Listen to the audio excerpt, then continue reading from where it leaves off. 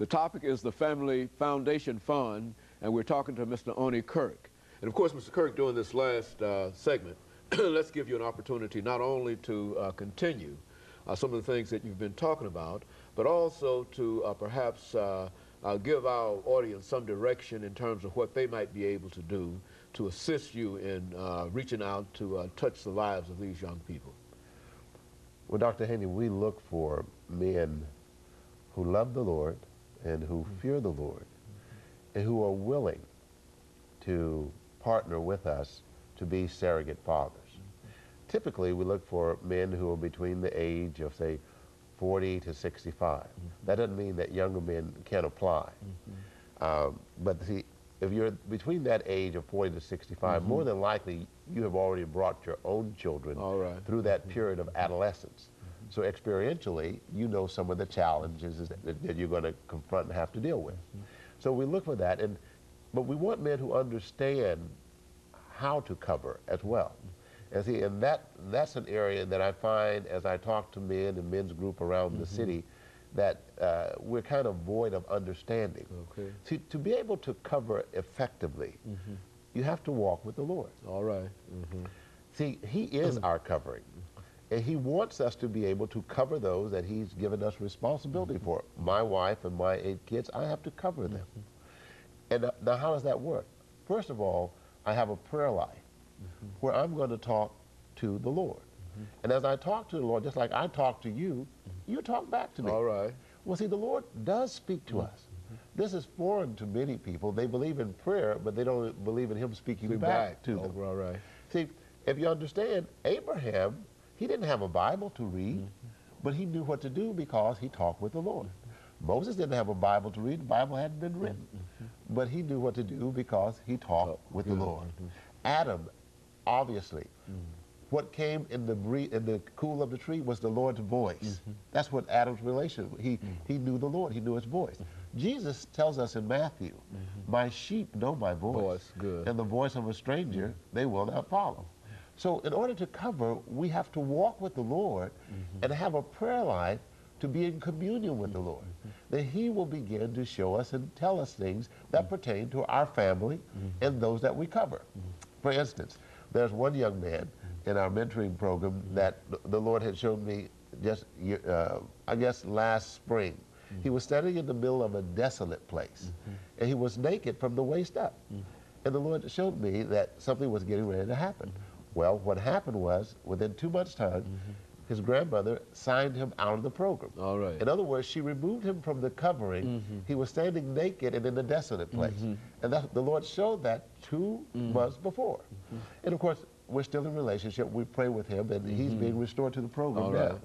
But what I'm saying, the Lord showed that even before it happened. Now, the Lord wants to commune with us. He wants us to show us things. And this is not anything new.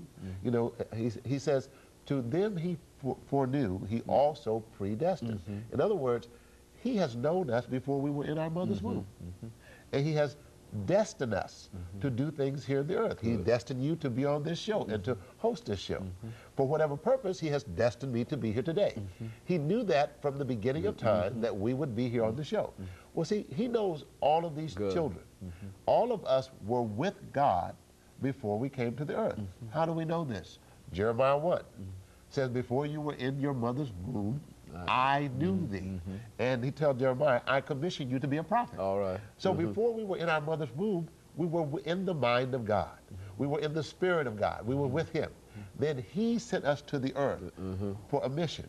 Now His order in the earth can be found in 1 Corinthians 11. The head of every man is Christ. The head of Christ is God. And the head of the woman is the man. So that's His order in the earth. So if we try to remove His order, then what we have is a breach. And in that breach, the devil is able to implement his plan. That's why being a surrogate father and caring for those who are fatherless or caring for the single moms or the widows are so crucial. You'll find that normally when there's been a divorce, almost immediately after divorce, there will be sickness in the home. And I heard Dr. Cupic-Poe talk about some of this.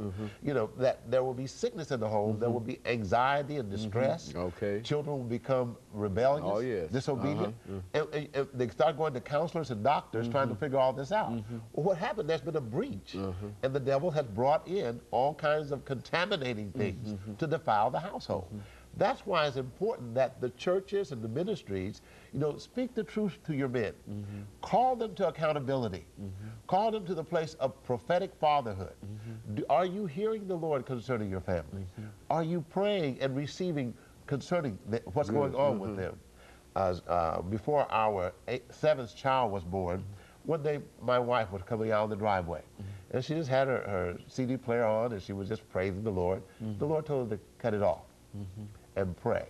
She did exactly what she heard the Lord say. She drove all the way over to Harding Place.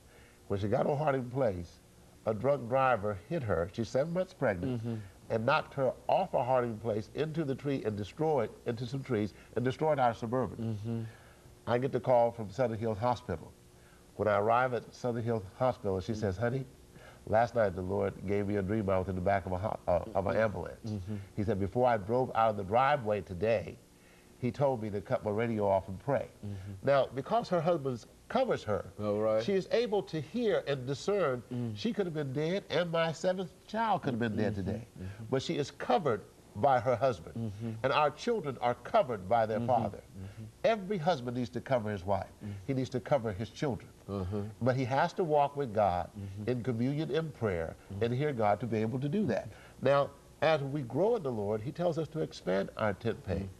And that's why you saw that Hannah took Samuel to Eli, and Samuel grew up in the care of Eli. Eli didn't know how to hear the Lord. I mean, Samuel didn't know how to hear the Lord. The Lord called Samuel. And who told Samuel it was the Lord? It was Eli. He said, the next time the Lord called you, say, "Here I am." All right. Well, see, he had a mentor, a father, to teach him the way of the Lord. Good. So if you don't have a boy to learn the way of the Lord, if you don't have a father to teach the boy the way of the Lord, what's going to happen to that boy? He will learn the way of the devil. So he'll wind up down at juvenile. He'll wind up killing someone. He'll wind up in a gang. He'll wind up robbing a store, because there is no one who is teaching the boy the way to go. And that is why we started the Family Foundation Fund, to begin this process. We recruit surrogate fathers who are willing to step beyond their own family. They bring the boy into their family on weekends. He visits their home, stays over with them. He has an opportunity to learn how to fix a car or mow grass or wash windows, whatever the surrogate father is doing, that boy does. In the course of the years that he's in the program, you'll find that the surrogate father and that boy begin to bond. One of my surrogate sons has just left for the military. When he went to sign up, he asked me, he said, "I need to talk with you." We got together for lunch. We sat down and talked. Then he went to sign up 3 or 4 weeks after that. After he signed up, he called me and he says, "Mr. Odie, I've signed up today." He said, they're going to swear me in about 2 weeks. I said, "Okay, well, we want you over to the house for dinner." Now, this particular surrogate son, he's white, and it's obvious that I'm black. When I went to the swearing-in ceremony, he was back in the area where they swear them in. The officer comes out and he looks at me, he says, "You're the father?" And I said, "Yes, I am." Well, see, he's been with me since he was 9 years old. I'm the only father that he knows. So consequently, when he told the sergeant, "That's my father out there," by the way, he's African American. So, I mean, but what's happened to that boy, he's on track. He's not in prison. He's not getting girls pregnant out of wedlock. I'm not saying he's doing everything right, but he knows the Lord. He has confessed Christianity, and I'm praying that he will walk in the fullness of the things that we have imparted to him. He's on his way now, and I'm very blessed to know that he has been taught the way. And I told him, I said, "I'll be praying for you." And we will not forget you. We'll be praying for you. And if you run into a roadblock, you know who to call. He said, "Yes, sir." So, I mean, you begin to train them, and they begin to look to you as their father, the man who imparted destiny unto them.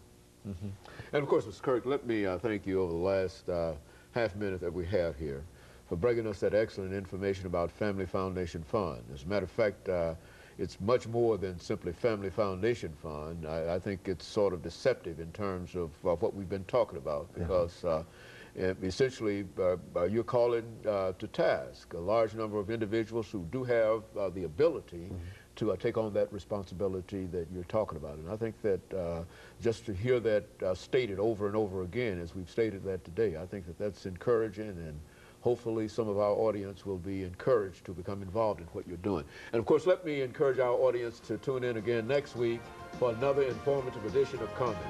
Thank you and good morning.